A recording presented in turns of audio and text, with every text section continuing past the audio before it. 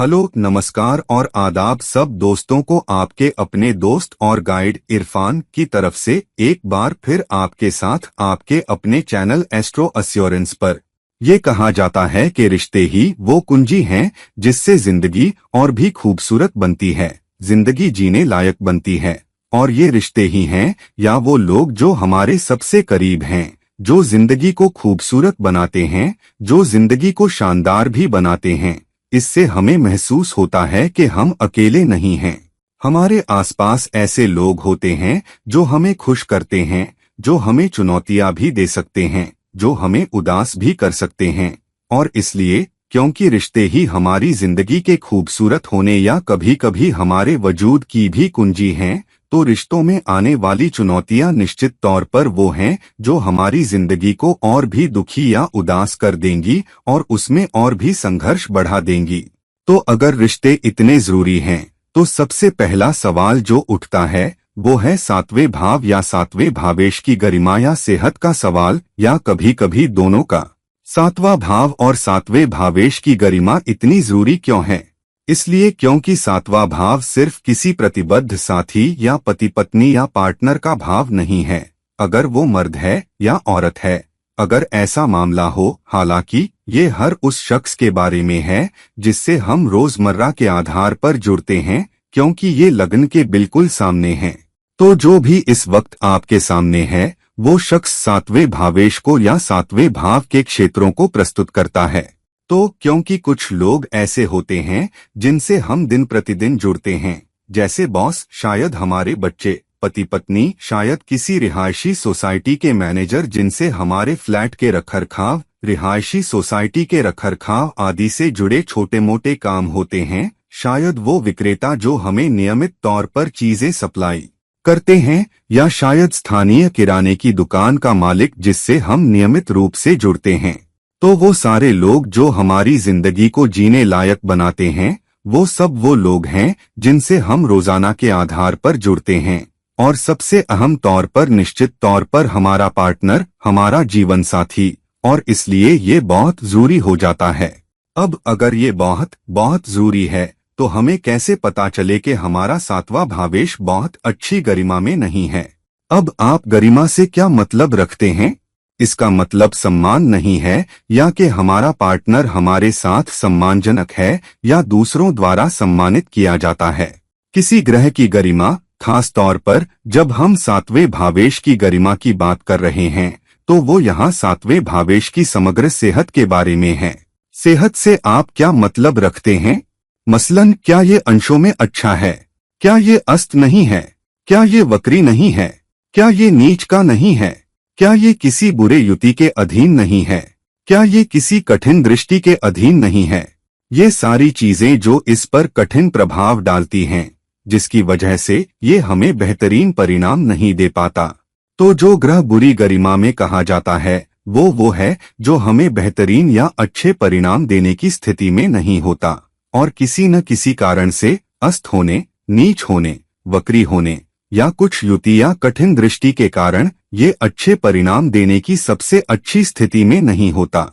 असल में ये उसके विपरीत परिणाम देता है, जो ये तब दे सकता है जब ये अच्छी गरिमा या अच्छी सेहत में हो, जब इस ग्रह पर कोई क्रूर ग्रहों का प्रभाव न हो। पहले तो अगर आप देखें, सातवां भावेश कभी भी लग्नेश का मित्र नहीं होता है, किसी भी सूरत में नहीं। तो कम से कम ये तटस्थ हो सकता है या क्रूर हो सकता है, लेकिन ये निश्चित तौर पर लग्नेश के लिए मित्र ग्रह नहीं है। तो ये अपने आप में हमारे सामने एक चुनौती है कि हमारा सातवां भावेश हमारे अपने व्यक्तित्व, हमारे अपने चरित्र का पूरक है, जिसका मतलब है कि ये वैसे भी शुरू से एक संघर्ष है कि आपको अपने से अलग लोगों के साथ रहना है, व्यक्तित्व में अलग, चरित्र में अलग। तो कभी कभी सिर्फ इसलिए कि वो हमारे सोचने के तरीके से अलग हैं, हमें ये नहीं मान लेना चाहिए कि हमारा सातवां भावेश खराब गरिमा में है। सातवां भावेश माना ही गया है कि पूरक या अलग हो उस परिणाम में जो ये हमें देता है, या चुनौतीपूर्ण भी हो सकता है अगर ये हमारे लग्नेश के लिए क्रूर ग्रह है, जो बहुत सारे मामलों में हो सकता है। उसके ऊपर अगर ये वक्री ग्रह है, तो जाहिर है, क्योंकि वक्री का मतलब उसके 12वें भाव के परिणाम भी होते हैं या उसके आखिरी भाव के। 7वें भाव से 12वां भाव छठा भाव हुआ। रिश्ते का नुकसान, शत्रुतापूर्ण रिश्ते, दुश्मन, चुनौतियां, कोर्ट कचहरी, मुकदमेबाजी। तो वक्री 7वां भावेश स्पष्ट तौर पर आपको वहां चुनौतियां दे सकता है। एक नीच का 7वां भावेश आपको दूसरी तरफ से बहुत कम प्रतिक्रिया दे सकता है, दूसरी तरफ से बहुत कम अच्छे परिणाम दे सकता है। असल में ऐसी चुनौतियां जिन्हें आपको पार करना है या आपको उस क्षेत्र में भरना है। आपको अतिरिक्त रोमांस भरना है, आपको उन उम्मीदों को भरना है जो एक जोड़े के रिश्ते से होती हैं, तो ये वहां एक संघर्ष बन जाता है। अस्त ग्रह में शायद ही कोई ताकत होती है कि वो शानदार परिणाम दे सके। असल में सूर्य उसका काम संभाल लेता है, क्योंकि किसी ग्रह का अस्त होना तब होता है जब वो सूर्य के बहुत करीबी अंशों में होता है, तो सूर्य उस ग्रह के परिणामों को संभाल लेता है। लेकिन सूर्य क्या है? सूर्य एक शक्तिशाली क्रूर ग्रह है, एक प्राकृतिक क्रूर ग्रह जो व्यक्तित्व की समस्याएं लाता है, जो आत्ममुग्धता लाता है, जो झूठा अहंकार लाता है, जो अहंकार की समस्याएं लाता है, और साथ ही ये नियंत्रण की समस्याएं भी लाता है। तो ये कोई आसान ग्रह नहीं है जिससे निपटा जाए। खास तौर पर अगर 7वां भावेश अस्त हो रहा है, तो अलग अलग क्षेत्रों में, चाहे वो वक्री हो, अस्त हो या नीच हो, 7वां भावेश बुरी गरिमा में हो सकता है। फिर उसके ऊपर अगर ये किसी क्रूर ग्रह के साथ युति में है तो चुनौतियां और बढ़ सकती हैं। अगर ये शनि था, एक प्राकृतिक क्रूर ग्रह, तो रिश्ते के स्थिर परिणाम या स्थिर नतीजे जीवन में बहुत देर से आ सकते हैं। शुरुआती रिश्तों में नियमित ब्रेकअप होते हैं, अपनी पत्नी या पति के साथ नियमित गलतफहमियां होती हैं। अगर ये मंगल है तो आप पार्टनर के लिए लड़ने या साथ खड़े होने के बजाय पार्टनर से लड़ते हैं। उस सूरत में आप अपने मंगल को खराब कर रहे हैं। अगर आप रिश्ते में स्थिरता के लिए काम नहीं कर रहे तो आप अपने शनि को खराब कर रहे हैं, जो कुंडली के कुछ दूसरे क्षेत्रों से जुड़ा हो सकता है। अगर 7वां भावेश स्वयं सूर्य है और सूर्य क्रूर ग्रहों के साथ युति में है या क्रूर ग्रहों की दृष्टि के अधीन है, तो अहंकार की समस्याएं बहुत ज्यादा हो सकती हैं, आत्ममुग्धता की समस्याएं बहुत ज्यादा हो सकती हैं, व्यक्तित्व के अंतर बहुत ज्यादा हो सकते हैं, नियंत्रण की समस्याएं बहुत ज्यादा हो सकती हैं। अगर ये राहु या केतु है तो भगवान ही मदद करें। अगर राहु या केतु के साथ कोई और युति हो जो लग्नेश के साथ स्थित हो और किसी दूसरे क्रूर ग्रह की दृष्टि के अधीन हो, या कोई दूसरा क्रूर ग्रह युति में आ जाए, क्योंकि तब हर तरफ से ईंटें उड़ रही होती हैं और आपको बिल्कुल पता नहीं होता कि कैसे संभालें। यहाँ तक कि किसी शुभ ग्रह की दृष्टि चुनौतियों को कुछ हद तक कम कर सकती है, लेकिन बहुत ज्यादा नहीं। और फिर आपको पता नहीं होता कि क्या उम्मीद करें, क्योंकि अचानक आपकी जिंदगी में अलग अलग चीजें घटित होती हैं। आपको पता नहीं होता कि पार्टनर या जीवन की परिस्थितियों से कैसे निपटें। लेकिन कभी कभी आपको कैसे पता चले कि आपका 7वां भावेश बुरी गरिमा में है, खास तौर पर अगर ये अस्त नहीं है, ये वक्री नहीं है, ये नीच का नहीं है, ये किसी बुरी युति में भी नहीं है, शायद ये किसी बुरी दृष्टि में भी नहीं है। तो आपको देखना होगा कि आपको अपनी जिंदगी में नियमित तौर पर कैसे नतीजे मिल रहे हैं।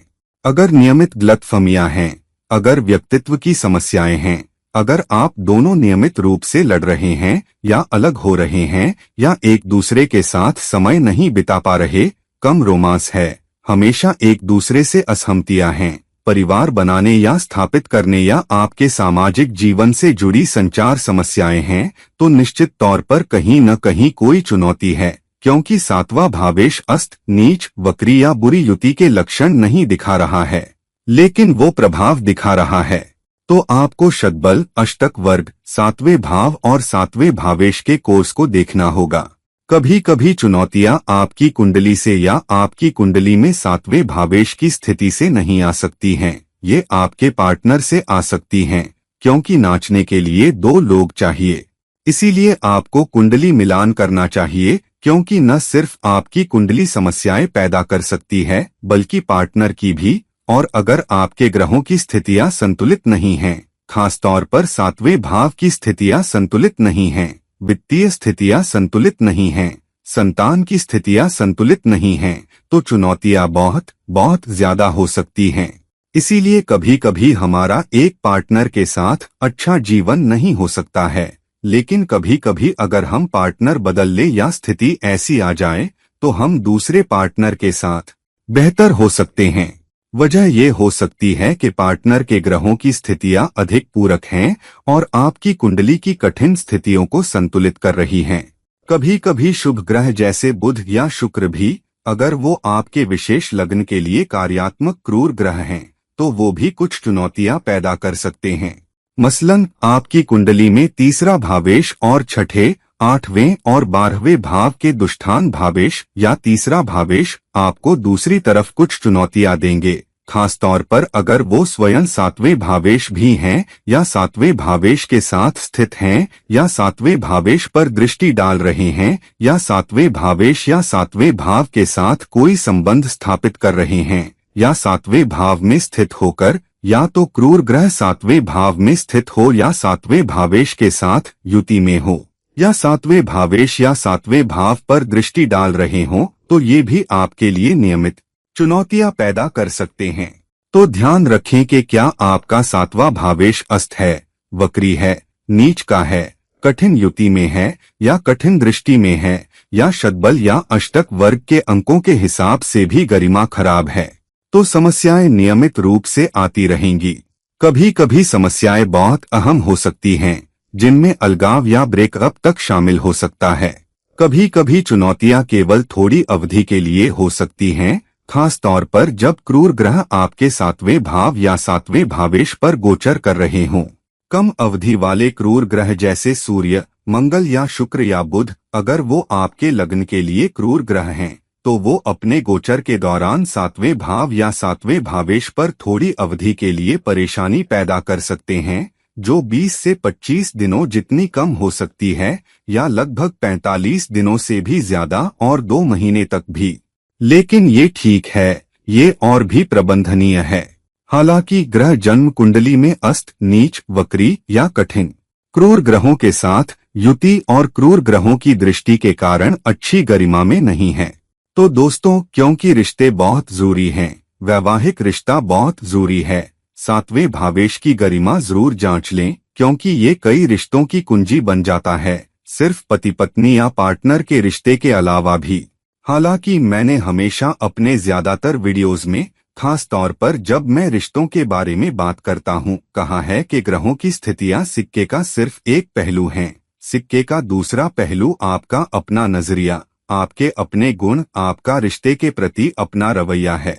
क्योंकि बहुत बार सबसे कठिन चुनौतियों के बावजूद अगर आप अपने ऊपर ले लें कि मैं अपनी पत्नी या पति से बेवजह नहीं लड़ूंगा, मैं और सब्र करूंगा, मैं और झुकूंगा, मैं और प्यार और देखभाल करूंगा, मैं और सहानुभूतिशील बनूंगा, मैं और समझदार बनूंगा, भले ही मैं कुछ स्थितियों को न समझूं, अगर पार्टनर किसी बात को लेकर गहराई से महसूस कर रहा है तो मैं उसे जाने दूंगा, मैं उसे गुजर जाने दूंगा, मैं उस विशेष मुद्दे को हमारे बीच कलह की जड़ नहीं बनने दूंगा।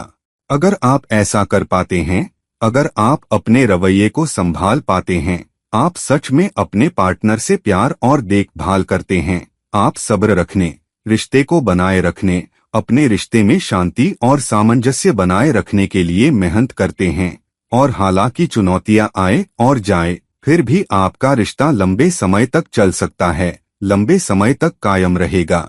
और समय के साथ आप एक दूसरे के इतने आदी हो सकते हैं कि आप एक दूसरे के बिना जीवन की कल्पना भी नहीं कर सकते। तो दोस्तों, इस वीडियो को लाइक करें, इस वीडियो को शेयर करें, और अगर आप मुझसे व्यक्तिगत परामर्श लेना चाहते हैं तो कृपया नीचे दिए गए लिंक के माध्यम से मुझसे संपर्क करें। किसी और समय, किसी और वीडियो तक, ये है आपका अपना दोस्त और गाइड इरफान, आपसे विदा लेता है। नमस्कार, शुक्रिया।